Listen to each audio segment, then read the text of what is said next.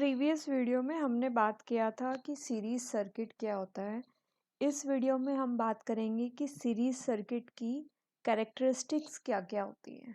तो ये आपके सामने एक सीरीज सर्किट है और जैसा कि हम लोग इसमें देख पा रहे हैं, इस सीरीज सर्किट के अंदर हमने 3 रेसिस्टर सीरीज में लगाए हैं। ठीक है, R1, R2 और R3।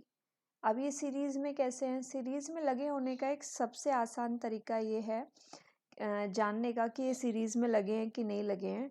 इन सब में से जो करंट को जाने का रास्ता है वो सबका सेम ही होगा, यानी कि करंट इनमें से सेम फ्लो करेगा। अब जैसा कि आप देख पा रहे हैं कि यहाँ पे जो बैटरी लगी हुई है, बैटरी का करंट आपका पॉजिटिव साइड से नेगेटिव साइड की तरफ को फ्लो करेगा। तो यहाँ से करंट आपका इस तरीके से फ्लो होना शुरू हो जाएगा, ऐसे। तो करंट आपका यहाँ पे फ्लो होगा, R1 से गुजरा, R1 से गुजरने के बाद उसके पास कोई और रास्ता नहीं बचता है, उसे R2 से गुजरना पड़ेगा। R2 से गुजरने के बाद फिर उसके पास कोई सेपरेट रास्ता कहीं नहीं है, कहीं भी इधर उधर जाने के लिए उसको R3 से ही गुजरना पड़ेगा। यानी कि जो करंट है वो R1, R2, R3 से सेम गुजर रहा है। ठीक है, सेम करंट है इनमें, यानी कि करंट इज सेम। तो एक कैरेक्टरिस्टिक तो ये हो गई आपकी। कैसे कहेंगे कि current through all the resistor is same, current is same through all the resistor. Second characteristics क्या है?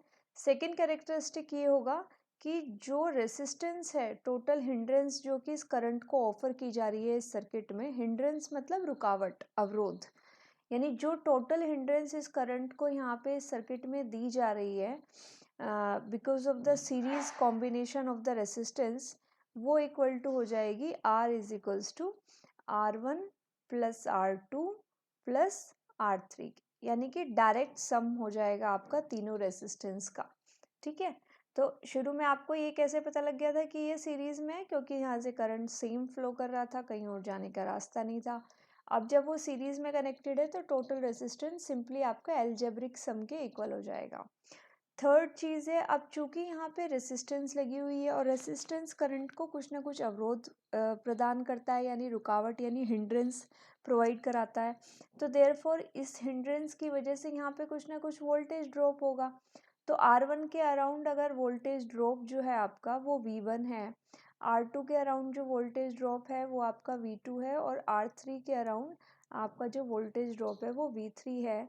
तो ये जो सम होगा आपका V1 plus V2 plus V3, यानी जितने भी ये वोल्टेज ड्रॉप होंगे इन रेसिस्टेंस के, वो इक्वल टू होगा जो आपने टोटल बैटरी की वोल्टेज लगाई है उसके इक्वल। तो बैटरी की वोल्टेज कितनी थी? V। बैटरी का वोल्टेज कितना था आपके पास? V। ठीक है, तो ये V इज इक्वल्स टू हो जाएगा आपका V1 plus V2 plus V3। तो ये 3 कैरेक्टरिस्टिक्स आपकी जो है सीरीज सर्किट की होती हैं। नाउ अभी हम नेक्स्ट वीडियो में नेक्स्ट टॉपिक देखेंगे, तभी के लिए बाय।